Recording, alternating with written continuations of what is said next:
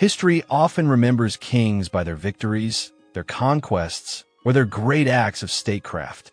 But sometimes, the truest measure of a ruler lies not in the battles he won, but in the quiet tragedies he created behind closed doors.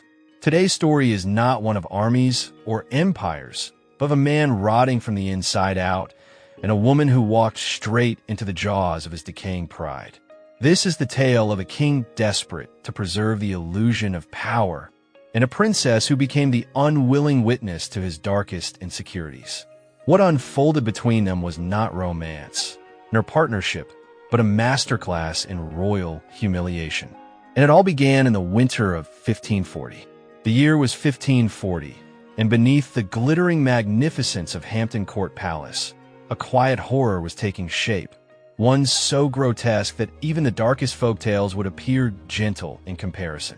While ambassadors exchanged polite smiles and courtiers twirled in candlelit halls, a single woman found herself trapped in a spectacle of royal cruelty.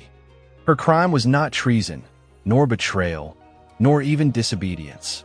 It was something far more damning in the eyes of a Tudor monarch. She had failed to stir his desire. Anne of Cleves had come to England as a bride, a diplomatic trophy meant to strengthen Protestant alliances and reinforce Henry VIII's position against Catholic Europe. But almost overnight, she was transformed into something far more sinister, a living emblem of the king's disappointment, a woman condemned not for her actions, but for her appearance, her timing, and the state of one man's decaying body. This is not the softened tale of the lucky wife who escaped with her life. This is the raw, unembellished reality, calculated humiliation, deliberate spite, and a ruler whose failing flesh reflected the corruption festering deep within his soul. Today, we descend into one of history's most misunderstood royal disasters, the story of how Henry VIII turned a poised German princess into an object of mockery, and how she survived by enduring degradation that would have shattered most souls. By the end, you will understand why Anne of Cleves represents not only personal tragedy, but the moral collapse of Tudor England itself. By 1539, Henry VIII had become a distorted shadow of the dazzling, athletic king who once charmed Europe. His enormous body required metal braces to stand. His legs leaked foul-smelling pus and blood through the finest silk stockings. Courtiers had learned to breathe carefully when he approached, masking the stench of decay that followed him like a curse. Modern experts studying his symptoms describe a terrifying picture. Henry likely suffered from osteomyelitis, a bone infection that caused relentless agony and discharged putrid fluid from open sores. His physicians, clueless about infection, simply wrapped the wounds and dosed him with opium, clouding a mind already fraying with paranoia. Saturated in pain and narcotics, Henry was transformed into a volatile, unpredictable force, a king at war with his own flesh. The infection did more than cripple his mobility. It likely disrupted his hormones, blood flow, and virility, making intimacy painful or even impossible. Yet Henry's pride could never allow such a weakness. Instead, he crafted elaborate illusions, blaming his wives for what his body could no longer perform. His impotence became their supposed inadequacy. His decay became their disgrace. And soon, this diseased monarch would project all of his frustration onto a woman he had never met. Across the sea in the Duchy of Cleves, a 24-year-old noblewoman prepared for the greatest role of her life, and had been raised under the strict guidance of her brother, Duke Wilhelm. She learned languages, music, and the disciplined etiquette expected of a political bride. Duty mattered more than passion, an outlook that would become both her shield and her torment in the perilous world of Tudor politics. The urgency behind this marriage cannot be overstated. England stood isolated, threatened by the powerful Catholic alliance of France and the Holy Roman Empire. Henry's break with Rome had left him adrift, desperately in need of Protestant allies, and was not chosen for romance. She was chosen for survival. Yet, even as treaties were drafted and dowries negotiated, Henry's insecurities were already poisoning the arrangement. The once magnificent king was now obsessed with reassurance, desperate to prove his desirability while becoming less capable of demonstrating it. The catastrophe was inevitable long before an ever stepped on English soil. The first crack in their doomed alliance came not through politics, but through art. Hans Holbein's portrait of and sealed her fate before she even crossed the Channel. Famous for his realism, Holbein painted the Duchess in the modest German style, calm, composed, dignified. To modern eyes, she appears serene. But Henry, inflated by vanity and surrounded by flattering courtiers, saw more. He studied the portrait obsessively, building fantasies no living woman could fulfill. His advisors, sensing opportunity, exaggerated Holbein's work with extravagant praise. They spun tales of Teutonic beauty, ivory skin, and sparkling eyes, creating an impossible dream that doomed, and from the moment the king laid eyes on the canvas. When and finally reached England in December 1539, she carried the hopes of two nations. She had trained for months, learning English customs, practicing the language, even rehearsing dances meant to delight her new husband. Her chests overflowed with rich fabrics and jewels, symbols of her family's power. But the fateful meeting at Rochester shattered everything. Henry, in what he imagined a romantic disguise, burst into Anne's chambers dressed as a humble courtier. Expecting instant recognition and swooning affection, he was met instead with polite confusion, and, raised within the rigid protocols of the German courts, did not faint, gasp, or melt at his presence. She simply acknowledged him with courtesy. For Henry, this was unforgivable. His face darkened in that moment and became not merely disappointing. It was as if her very existence threatened his fragile masculinity. The marriage had to continue for political reasons, but the king's campaign to ruin her reputation began immediately. Whispers soon filled the court. The same nobles who had praised her beauty now criticized her foreign stiffness, her customs, her manner of dress. These were not honest criticisms, but carefully crafted excuses for the king's own physical failures. The wedding on January 6, 1540, resembled a funeral draped in gold. Henry glittered in cloth of gold, hiding a body collapsing beneath the surface, and stood in resplendent robes, her poise unable to soften the king's visible disgust. Foreign envoys murmured, sensing the tension that radiated through the abbey like a chill wind. That night, the royal bedchamber became a stage of humiliation. Henry, his body more corpse than king, approached the marriage bed with dread. His infected legs seeped through silk sheets, yet he blamed, and for the revulsion he felt toward his own failing flesh. Unable to face the truth of his condition, he whispered lies. That, and was unattractive, that she smelled unpleasant, that something about her spoiled his natural manhood. Courtiers soon echoed these fabrications, calling her the Flanders mare, a cruel nickname that history would unfairly remember. These slanders turned one woman's dignity into public entertainment for a palace addicted to mockery. Thus began the systematic destruction of Anne's reputation, a campaign that would intensify as Henry's body rotted further and his need for scapegoats grew ever more desperate. The court's treatment of and exposed the polished machinery of Tudor cruelty at its most sophisticated. Within mere days of the wedding, the very courtiers who had once scrambled to win her favor now mocked her accent with exaggerated theatricality. They transformed her foreign customs into punchlines and twisted harmless habits into supposed proof that she was unfit to sit beside the English king. Even her perfume, once admired for its continental refinement, became the subject of snide whispers behind jeweled fans. The women assigned to guide her, who should have stood as her allies, quickly became spies. They reported every imagined flaw to Henry with the meticulousness of trained tormentors, and soon found herself isolated in a den of serpents, where even a glance or a gesture could be twisted into evidence of alien corruption. Henry's courtiers understood their role in this elaborate stage play, to mirror the king's growing dissatisfaction and win his favor through cruelty.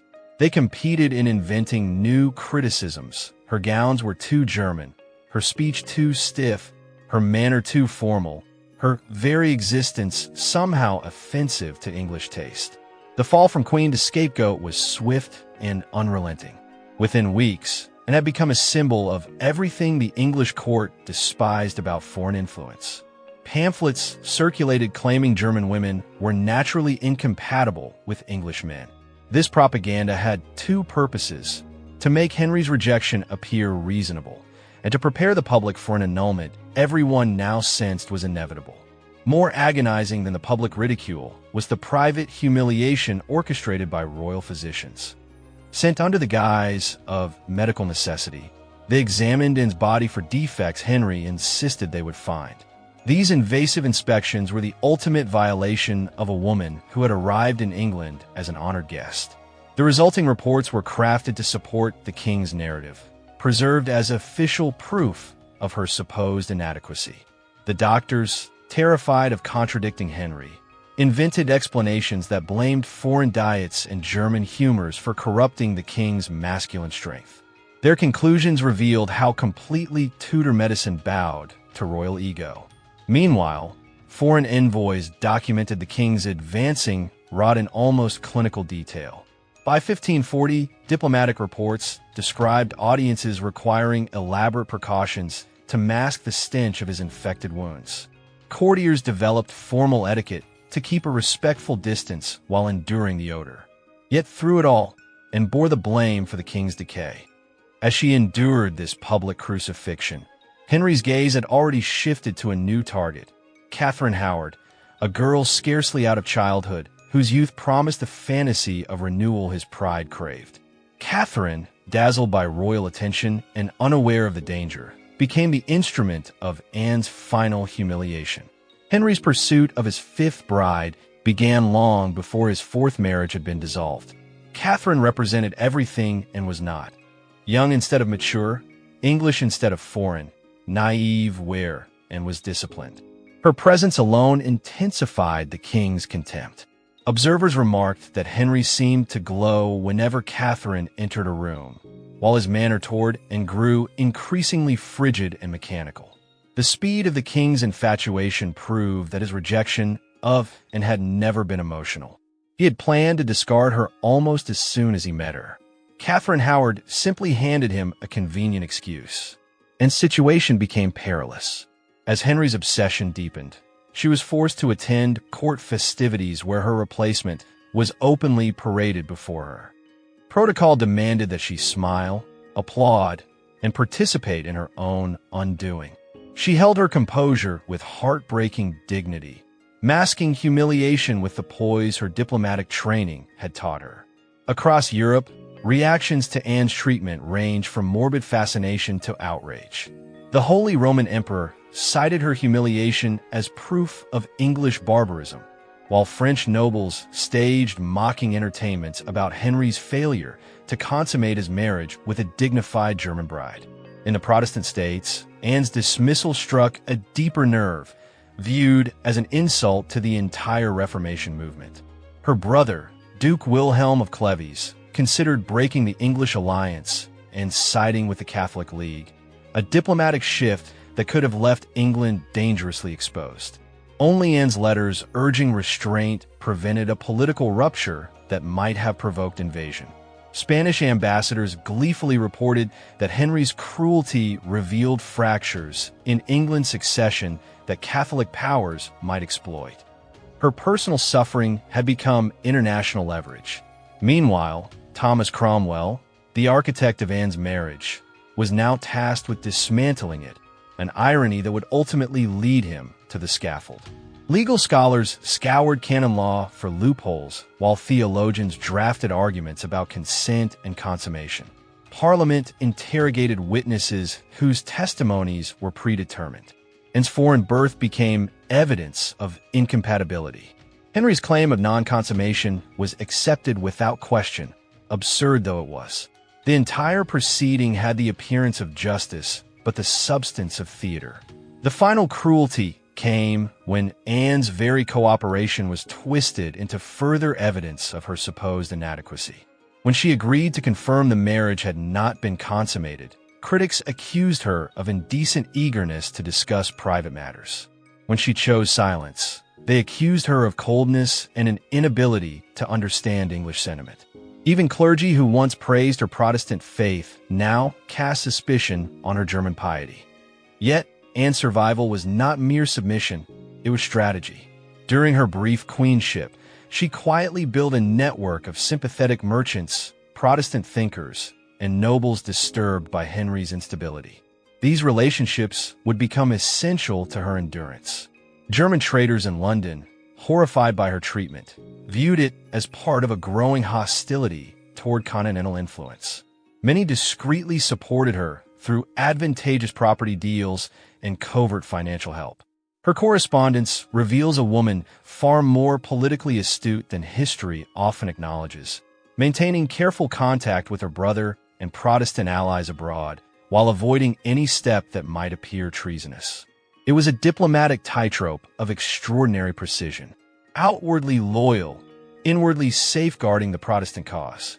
Her residence at Richmond gradually transformed into an informal embassy where German scholars and exiles sought refuge, legal aid, or support within an increasingly xenophobic kingdom. These activities were so discreet that the crown never fully understood them, allowing and to weave a quiet web of influence entirely beyond royal oversight. When the annulment finally came, the terms of Anne's surrender were surprisingly generous, reflecting Henry's desperation to avoid the political catastrophe that might follow if he harmed a German princess. She retained the title, the king's sister, was granted extensive estates and income, and remained a respected presence at court, on the condition that she never questioned the annulment's legitimacy, and recognized the stakes. She had seen the fates of Catherine of Aragon and Boleyn. Resistance meant death, compliance meant survival. The annulment ceremony was cloaked in grandeur that disguised its cruelty. Wearing the full regalia of her short-lived queenship, and publicly renounced her marriage while Henry's envoys applauded her wisdom, the documents she signed forced her to admit fictional inadequacies and express gratitude for the king's supposed mercy. These enforced confessions became official records, ensuring Henry's fabricated narrative would echo through centuries. Anne's humiliation became a warning to all Europe. Alliances with Tudor England were as unstable as the king's own failing body. On July 9, 1540, on the very day Parliament officially erased Henry's marriage to Anne of Cleves, Thomas Cromwell was marched to Tower Hill and executed. The architect of the Cleves alliance, the man who had once risen higher than any minister before him, paid with his life for the very success that had elevated him. While Cromwell's head fell into straw and was dining quietly at Richmond Palace, the serenity of her meal standing in eerie contrast to the chaos unfolding in London. To Henry's fevered imagination, Cromwell's death solved many problems at once. It offered a convenient scapegoat for the diplomatic disaster of the Cleves marriage, soothed public anger over foreign entanglements, and serve as a violent reminder that in Tudor England, even the king's most trusted servants could be erased overnight, and recognized the message instantly. Survival meant silence. She would never again attract the dangerous glare that had destroyed so many women before her. Henry, meanwhile, wasted no time. He married Catherine Howard with reckless haste, shockingly, and was expected to attend the celebrations, smiling and offering congratulations to the young girl who had replaced her. It was the final insult in a long, bitter catalog of indignities. Yet Anne of Cleves found a way to carve out dignity from rejection. Her new status, though born from humiliation, granted freedoms few queens ever enjoyed. Her estates provided wealth, but more importantly, independence. She could manage her own household, conduct her business affairs, and live according to her own schedule without the suffocating expectations that came with being Henry's wife. The irony was almost cruel. Rejection had saved her life.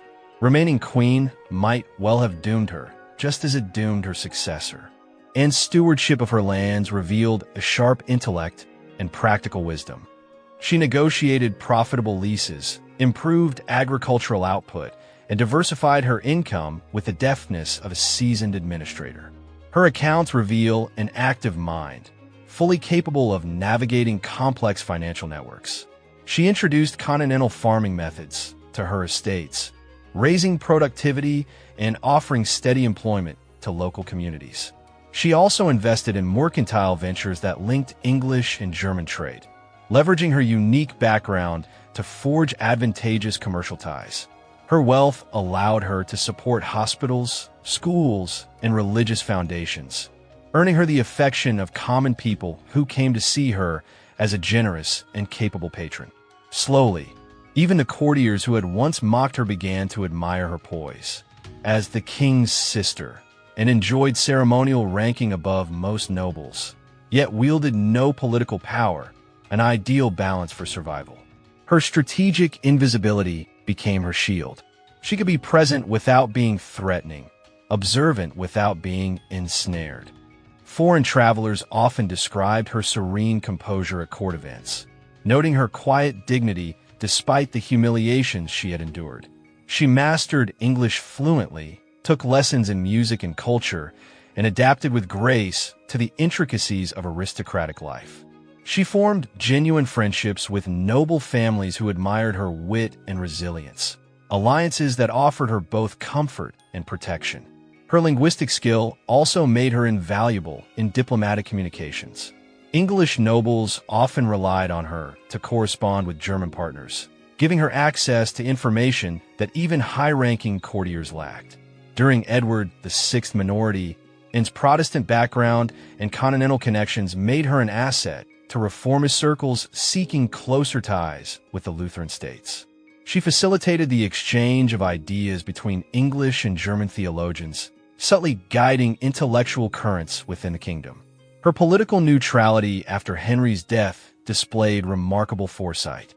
While others gambled on alliances and perished when fortunes shifted, and maintained cordial relations with all factions and thus remained untouched by the storm. From her quiet refuge, she watched with sober clarity as Catherine Howard, the very girl once used to humiliate her, was arrested, condemned, and executed within 2 years of her wedding. The charm that had won Henry's obsession could not protect Catherine from his spiraling paranoia. Her violent end confirmed what Anne already knew. Submission had been the wiser course. Had she fought the annulment, claimed her rights, or appealed to foreign powers, she might have met the same fate. As Henry aged and his body deteriorated further, Anne's standing rose gently and steadily. The king turned his attention to Catherine Parr, while Anne's humiliation receded into the uncomfortable corners of his memory. Her calm endurance and discreet presence slowly rebuilt her reputation. Those who once joined the chorus of mockery now regarded her with genuine respect. Meanwhile, the contrast between Anne's quiet prosperity and Henry's grotesque decline grew more striking with each passing year. She cultivated learning, stability, and community, while he sank deeper into physical misery and mental torment. His once mighty authority had become a prison built of infected flesh and lingering fear. Anne's rise from discarded bride to respected matron continued with remarkable consistency. The financial network she had constructed gave her an independence many nobles envied. Her estates became models of efficient agriculture. She was building something lasting, a legacy of generosity, intelligence, and resilience. When Henry VIII died in January 1547 and was prepared, while the court erupted into panic, each faction fearing for its future, and stood untouched. Her neutrality and foresight protected her, and Edward VI's Protestant government valued her continental experience and theological insight. Her calm judgment became an important asset during the kingdom's turbulent transition. Even Mary Tudor, despite her Catholic faith, respected Anne's intellect and diplomacy. Their unlikely rapport testified to Anne's extraordinary ability to rise above the sectarian hatred tearing England apart. Henry, rotting in his tomb at Windsor, had become a symbol of corruption, physical and moral, and, meanwhile, lived on in tranquil prosperity, the embodiment of dignity outlasting brutality. Her final years were marked by peace. At Richmond, she hosted gatherings of scholars, musicians, and courtiers, spaces free of fear, filled with learning and conversation. By her 50s, Anne of Cleves had become something almost unimaginable for a woman of her era, truly independent. She died peacefully after years of quiet accomplishment and was buried in Westminster Abbey with honors fitting her rank. Nobles, ambassadors, and scholars attended, acknowledging the extraordinary arc of her life, a woman humiliated before the world, yet one who earned genuine respect in the end. Later historians, mostly men, repeated Henry's slanders, branding her plain, foolish, or unworthy. But modern scholarship has begun correcting these distortions. Anne of Cleves was not the inadequate wife of Tudor legend, but a capable, intelligent woman crushed by diseased monarch's vanity. The true stench in Henry's court came not from Anne's person or perfume, but from the king's decaying body and festering spirit. Henry's story ended in bloated corruption. Anne's ended in serenity and achievement. The long overdue revision of her reputation reveals a deeper truth. Anne's victory was not loud, dramatic, or vengeful. It was quiet, strategic, and absolute. In the end, the myth of Henry's invincible power collapsed under the weight of his own decay. And Anne's life stands as quiet proof that in the chambers of history, it is not always the tyrant's roar that endures, but the steady, unbroken voice of dignity.